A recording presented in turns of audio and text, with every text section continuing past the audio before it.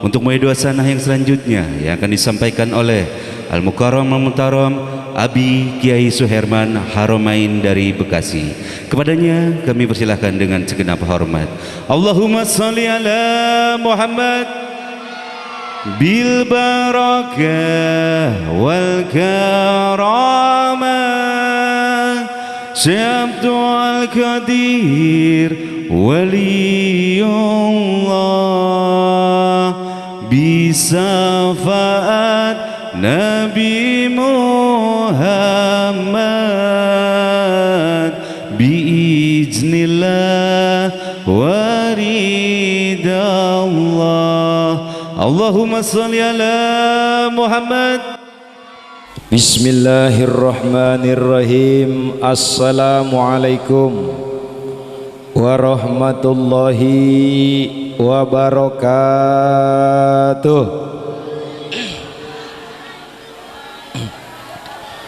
Alhamdulillah, alhamdulillahilladzi hadana bi'abdihi mukhtariman da'ana ilaihi bil idni wa qad nadana labaika ya man dallana wa hadana ashhadu an la ilaha illallah hul malikul haqqul mubin wa ashhadu anna sayyidana wa nabiyyana Muhammadan abduhu wa rasuluhu sadiqul wa'dil amin. Amma ba'du, usikum ibadallah wa iyaya bitaqwallah faqad fazal muttaqun. Ilahi anta maksudi wa ridhaka matlubi a'tini mahabbatak wa ma'rifatak. Qalu subhanaka la ilma lana illa ma 'allamtana innaka antal alimul hakim. Hasbunallahu wa ni'mal wakil, ni'mal maula wa ni'man nasir. La haula wa la quwwata illa billahil aliyyil azim. Segala puji dan syukur tetap kita panjatkan kehadirat Allah Subhanahu wa taala. Semoga pada malam hari ini senantiasa Allah tambah kita punya nikmat sehat-sehat yang barokah, amin. Allah tambahkan kita nikmat panjang umur, umur panjang yang barokah, dan senantiasa Allah jaga keistiqomahan kita dalam ibadah kepada Allah Subhanahu wa taala. Yang sama kita muliakan, yang sangat abi ta'zimi guru dan orang tua kita Abah Kiai Haji Tubagus Al-Mubarak, juga Abah Sohibul Walid, guru besar kita Abah Kiai Haji Junaidi Al-Baghdadi. Semoga senantiasa guru-guru kita Allah tambah-tambah nikmat sehat, Allah tambah-tambah nikmat panjang umur, juga Allah tambah mustajab doanya oleh Allah Subhanahu wa taala. Juga yang saya hormati dan yang sama kita muliakan Murabbi Ruhina, guru kita Ustadz Sukron Makmun, juga Kiai Haji Muhyiddin. Semoga senantiasa ditambah-tambah mustajab doanya oleh Allah, juga senantiasa ditambah barokah sukses dunia dan akhirat. Ini ngerti ora bahasanya? Pok, ngerti ora pok? Kalau empok bahasa Bekasi ya, kita ngomong bahasa Indonesia be bareng-bareng ya. Ngertos apa ora? Nyun sewu nggih. Kolong ning Bekasi bahasa Jawa ora tapi bisa. Ngomongnya takut salah gitu ya, pakai bahasa Indonesia aja. Ngerti apa enggak? Oke. Sebelum dilanjutkan, ada yang punya HP ada? Ada yang megang HP ada? Jadi Al-Mubarak TV cari di YouTube di situ. Sekarang lagi live streaming. Nanti jangan lupa subscribe-nya ya. Komen demi syiar dakwah ya. Ada yang punya HP. Kalau gak punya HP mah nggak usah. Yang saya muliakan, yang saya hormati Sohibul Hajat beserta keluarga besarnya, juga keluarga besar dari mempelai laki-laki, yakni dari Ananda Bayu dan Ananda Titi ya, semua Tuti ya. Semoga jodohnya dilanggengkan oleh Allah Subhanahu wa taala, dicepatkan punya momongan dan senantiasa diberikan oleh Allah kemudahan di dalam menggapai dan membina rumah tangga. Kepada segenap aparatur pemerintahan di ini desa, dari Bapak Kepala Desanya, Bapak Lurahnya, juga Bapak Camatnya, juga yang hadir pada malam hari ini Bapak RT-nya, semua aparatur pemerintahan desa, tokoh masyarakat, tokoh pemuda, semuanya semoga dibarokahi oleh Allah Subhanahu wa taala. Ibu-ibu, bapak-bapak yang mendengar pengeras suara ini, juga yang hadir pada malam hari ini, senantiasa yang bawa penyakit-nyakit, semua penyakitnya Allah sembuhkan. Orang tuanya yang sedang terbaring di rumah sakit, semoga penyakitnya disembuhkan, diangkat oleh Allah Subhanahu wa taala. Juga yang datang ke tempat ini membawa duka di dalam hati, diputusin pacar, ditolak pacar, ya kan, semoga diberikan oleh Allah kebahagiaan dan kebahagiaan. Itu bengong we ngerti ora, Pak? Ngerti ya? Wis ngerti we lah, orang ngerti nyengir we, tawa-tawa aja udah ya. Tepuk tangan gak udah. Pokoknya ngaji ini jangan bawa duka. Di tempat pengajian jangan bawa hutang, di tempat pengajian jangan bawa masalah, di tempat pengajian jangan membawa apapun. Yang dibawa adalah keimanan kepada Allah, mantep, madep, nancep, ibadah hanya kepada. Ayo dah lu, keras-keras suaranya tuh. Oh, tapi mantap, walaupun keras kita lembut orangnya. Alhamdulillah. Hadirin sekalian jamaah walimatul arus yang dimuliakan Allah, berbicara tentang pernikahan sudah dibahas oleh guru kita. Berbicara tentang menata rumah tangga dan meniti kehidupan sudah dibahas oleh guru kita dalam tausiah yang pertama. Walaupun saya sedikit-sedikit mengartikan tapi belum juga ngerti, tapi saya yakin kalau karena jamaahnya ketawa, jamaahnya tepuk tangan, saya udah ikut aja, makmum. Kalau kata guru gembira, saya gembira. Kalau kata guru ketawa, saya ketawa. Kenapa? Karena sirru rabbani ala lisani ustadi, rahasia Allah ada di dalam lidah guru. Alhamdulillah. Ngaji mah dua, kalau kata guru alhamdulillah, alhamdulillah, kata amin, amin. Mau di samping, di depan, di kiri, di belakang, pada ada air, ada kue, sama kuenya juga nggak beda. Hadirin sekalian yang dimuliakan Allah, ketika sudah dibahas daripada bagaimana membina mahligai rumah tangga, bagaimana kewajiban sebagai seorang pengantin baru ataupun pengantin yang sudah kadaluarsa yang hadir pada malam hari ini, ketika meniti rumah tangga seorang suami, nih Mas Bayu, ini Mas Bayu, ada 5 kewajiban yang Anda harus pegang di dalam mengatur, menata, meniti rumah tangga. Yang pertama, seorang suami adalah harus sabar menghadapi emosi istri, sabar menghadapi marahnya istri, sabar menghadapi perilaku seorang istri. Yang kedua, usaha apa saja yang penting dihalalkan, thayyiban mubarakan, untuk menjadikan satu perbekalan di dalam kehidupan ini. Yang ketiga itu amanah, yang keempat mengayomi, yang kelima adalah iman kepada Allah. Itu Bang Bayu. Yang kedua adalah tuti apa titik namanya? Tuti, iya kan, habis itu mati. Tuti. 5 juga kewajiban Anda. Pelan-pelan kalau tuti kita bahasannya. Kalau yang namanya kenapa tadi suami cepat, karena suami pengennya buru-buru. Ya, yang pertama tuti tugasnya adalah berpenampilan indah, berpenampilan cantik di hadapan suami. Jangan kalau mau ke pasar cakep, mau kondangan dandan, mau pergi arisan pakai minyak wangi, giliran tidur enggak cuci kaki.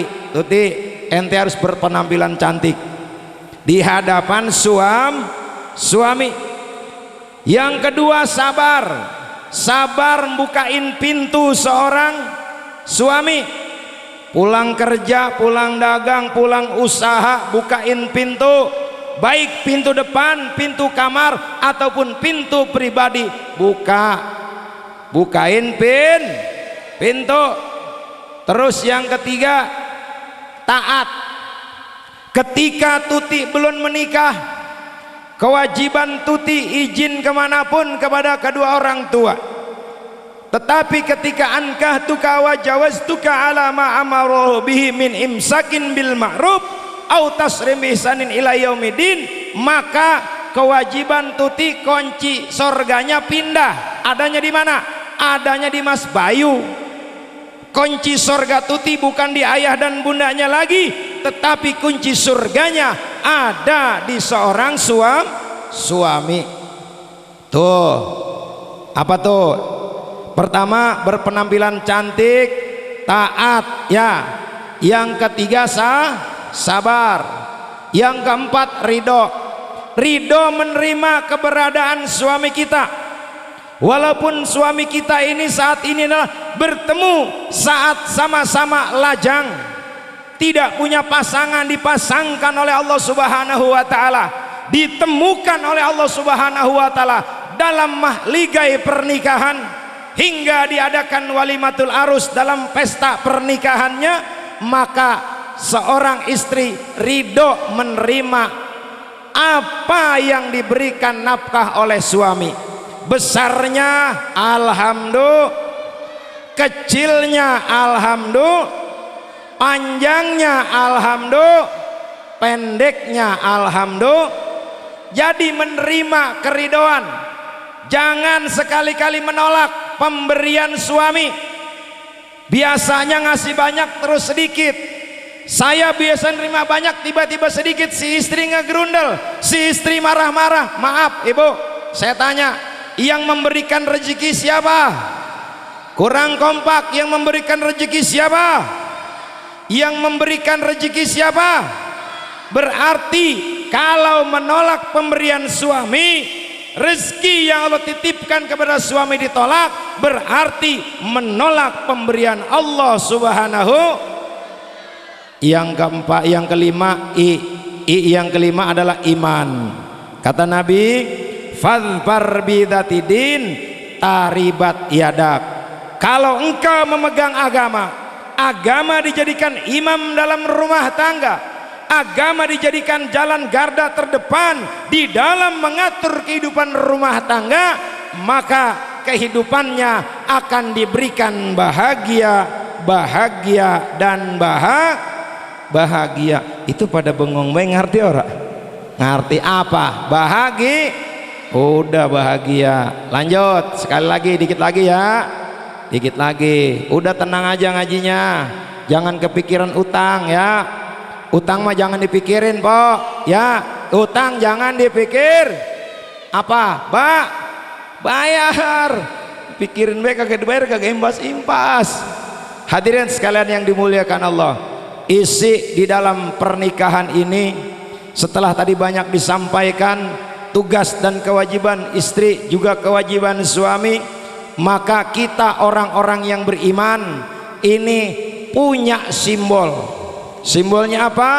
Simbolnya al-mu'minu, orang-orang yang beriman itu kama salin nahli, seperti umpamanya seekor tawon. Kenal tawon?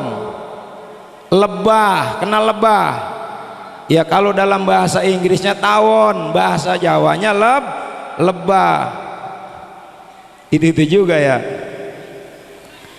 Orang-orang yang beriman ini diumpamakan seperti lebah. Kenal lebah, Pok? Itu yang ada antupnya. Ya. Saya setelah mempelajari ilmu lebah mendapatkan 4 keutamaan ketika kita melihat seekor lebah. Kalau kata Nabi, orang yang beriman itu bagaikan seekor lebah. Lebah itu tawon. Tawon itu enggak? Apa? Tawon. Lebah, maaf, makannya lebah enggak sembarangan.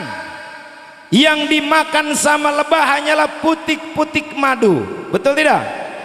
Makanan-makanan yang ada di kelopak-kelopak bunga dimakan oleh lebah. Berarti kalau kita orang-orang yang beriman kepada Allah, yakin tidak ada Tuhan selain Allah, dia tidak akan mencari makan dan makan kecuali makanan yang baik. Mas Bayu ngene nyariin nafkah untuk istrinya, untuk bojone sampean harus yang baik. Itu yang pertama. Ada tawon orang kampung kali apa namanya? Apa? Iya itu kampung itu ya. Kita mah pura-pura nggak tahu aja, padahal kurang kedengeran ya. Blok menyeblok di sana wah ya. Iya kali blok. Nih, wus. Wong kali blok ngene. Orang-orang yang beriman itu tidak akan makan kecuali makanan yang halal, berkah dan juga yang baik-baik. Contoh dari seekor lebah. Lebah bisa dijadikan ayatun min ayatillah. Lebah bisa dijadikan tanda-tanda daripada tanda-tanda kebesaran Allah. Yang pertama. Yang kedua, Tong, dengerin Tong. Kalau di sini nyebut entong bocah kecil apa? Blok. Ya, diam-diam blok. Ya. Dua, lebah tidak akan mengeluarkan kecuali lebah ini mengeluarkan madu. Kalau kita ambil ilmu dari lebah, orang-orang yang beriman perkataannya tidak akan menyakitkan saudaranya, tidak akan membuat saudaranya meneteskan air mata karena kalimatnya, tidak akan membuat saudaranya menjerit daripada karena ucapannya. Ucapan orang-orang yang beriman adalah nasihat, tangannya adalah perbuatan baik, pandangan matanya adalah rahmat, ucapannya adalah tasbih, gerak langkahnya adalah silaturahim. Itu ciri orang-orang yang beriman. Jadi yang pertama, lebah tidak pernah makan kecuali putik-putik bunga yang baik-baik. Lebah tidak akan mengeluarkan kecuali madu. Tuh inget-inget tuh, apalin. Wong kali belek ngene ya. Yang ketiga, yang ketelu, ketelu mati di sana mah. Kalau orang Bekasi ketelu mati, ya kan? Kalau sini ketelu tiga. Ngeri. Di sini mah nggak ada telu, ada ketiga. Yang ketiga, lanjut jangan ini. Lanjut jangan. Ya, baik. Dengerin ya, wong belek ngene. Yang ketiga, orang-orang yang ngikutin daripada ambil ibrah itu lebah. Lebah ketika hinggap tidak ada ranting-ranting yang patah, tidak ada bunga-bunga yang berguguran, tidak ada lebah hinggap di suatu daun, daun itu akan patah. Artinya apa? Artinya kalau kita mengambil ibrah dari lebah, orang-orang yang beriman dimanapun dia hinggap, dia tidak akan mematahkan hati saudaranya, tidak akan mematahkan hati semangat saudaranya, tidak akan merusak daripada lingkungannya. Dari Tambun, Bekasi sampai ke tempat ini, kita tidak mencari musuh, kita mencari saudara, kita mencari saudara yang lebih banyak lagi. Biar apa? Biar kagak kena teluk. Ya, yang ketiga tuh. Jadi jangan merusak. Yang keempat, yang terakhir. Yang terakhir. Lebah tidak pernah mencari musuh. Lebah kagak pernah ganggu musuh. Tapi lebah sekali disakiti, kemanapun dikejar, sampai nyebur ke dalam sumur, dikejar, ditungguin sama lebah. Betul apa tidak? Konsep orang yang beriman tidak mencari musuh. Orang beriman tidak akan mencari musuh, tetapi ketika ketemu musuh tidak akan lari.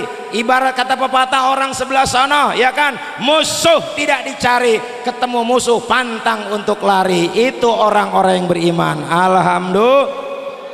Pakai tuh, udah dapat 2 ilmu tuh, ya, ilmu pernikahan, ilmu lebah. Satu lagi, kenang-kenangan dari Bekasi, ya. Iya, kenang-kenangan. Ingat kan nih, mukanya tengah nggak nih? Mukanya tengah ya? Iya. Kurang tapi cakep, tapi enak dilihatnya gitu loh. Cia. Saya lagi bisa ranjang malam ini saudara. Lagi bisa ranjang saya sama istri saya.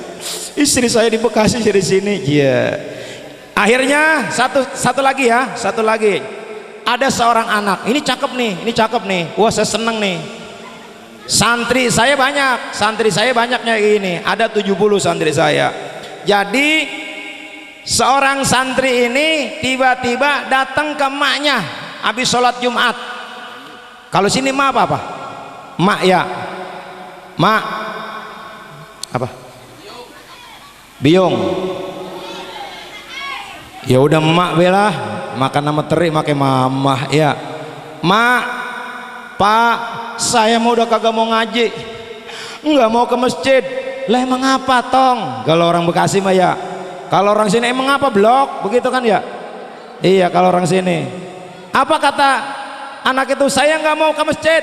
Saya nggak mau lagi ngaji di masjid. Saya nggak mau sholat di masjid. Emang kenapa? Di masjid, di pojokan sono ngomongin utang, sebelah sono ngomongin tetangganya, sebelah situ ngomongin saudaranya, yang sebelah sini ngomongin temennya. Pokoknya itu masjid sebagai sarana untuk informasi ghibah. Saya nggak mau. Gitu.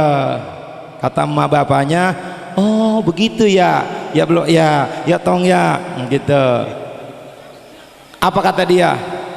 Nah, kalau kata orang sini nih, ngomongnya enak. Nah, kalau kamu tidak mau ke masjid lagi, kalau kamu tidak mau untuk duduk di masjid lagi, silahkan nak. Cuma tolong satu kali ini saja nak. Kalau kamu bisa membawa air ini tidak tumpah di dalam masjid, maka kamu saya nyatakan lulus. Kalau memang tumpah, udah entong ngaji lagi. Begitu. Akhirnya apa hadirin? Itu anak bocah entong yang ngaji tadi di masjid bawa air. Begini airnya nih. Nih, begini. Bayangin air saya bawa begini. Nah, air ini engkau bawa ke masjid. Ingat, jangan sampai tumpah ya nak. Ya. Pok reneng kan po ya Mbak Yu itu ya. Wih Mbak Yu, jalan itu anak perlahan-lahan ke dalam masjid, masuk ke dalam pintu masjid, nggak noleh kiri dan kanan, yang dilihat hanyalah air di dalam gelas. Jalan muterin dari sudut satu ke sudut yang lainnya, 4 sudut 4 penjuru dikelilinginya hingga keluar, satu tetes pun air tidak tumpah ke dalam masjid. Kenapa? Karena anak itu fokus ke dalam gelas. Baik, udah ambil hikmahnya. Ketika pengajian, kita datang pengajian, ada yang ngomongin, ada yang ngatain, ada yang menghina, ada yang memfitnah, ada yang mencaci. Biarin, antepin. Kalau kamu memang orang-orang yang yakin ibadah, istiqomah menuju Allah Subhanahu wa taala, fokuslah engkau kepada Allah, jangan fokus kepada orang yang sedang menjelekan dan membuat fitnah kepadamu. Alhamdulillah, maka kamu akan menemukan air yang jernih, imanmu tidak akan tumpah, keyakinanmu tidak akan berantakan. Dengan apa? Dengan engkau tetap fokus ibadah hanya kepada Allah. Dah itu aja. Ingin banyak kalimat, udah malam. Sekarang ada Omikron, jangan malam-malam ya. Kita berdoa semoga kampung Kali Blok ini diangkat penyakitnya oleh Allah, diselamatkan masyarakatnya, amin ya Rabbal. Penutup, kita doakan kedua mempelai, kita doakan sahibul hajat, kita doakan besannya, kita doakan tamu hadir dan undangannya, tetangga dekat ataupun jauh, semoga diberikan berkah dan selamat. Al-Fatihah. A'udzu billahi minasy syaithanir rajim. Barang Bismillahirrahmanirrahim.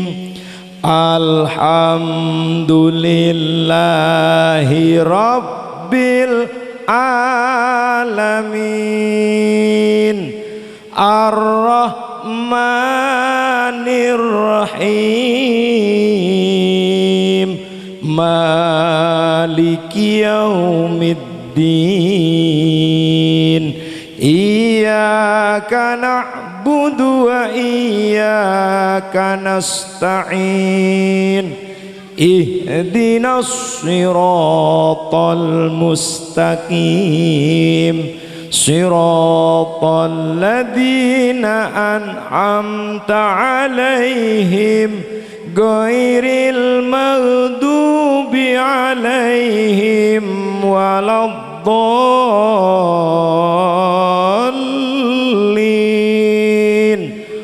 Amin. Ihdinas siratal mustaqim. Semoga pertemuan ini adalah pertemuan yang menghantarkan kepada kasih sayang Allah Subhanahu wa taala. Semoga perpisahan kita perpisahan yang dijaga oleh Allah Subhanahu wa taala. Assalamualaikum warahmatullahi wabarakatuh. Waalaikumsalam warahmatullahi wabarakatuh. Terima kasih, alhamdulillah. Semoga apa yang beliau sampaikan mendatangkan barokah, manfaat bagi kita semuanya di dunia dan di akhirat. Amin. Amin ya rabbal alamin.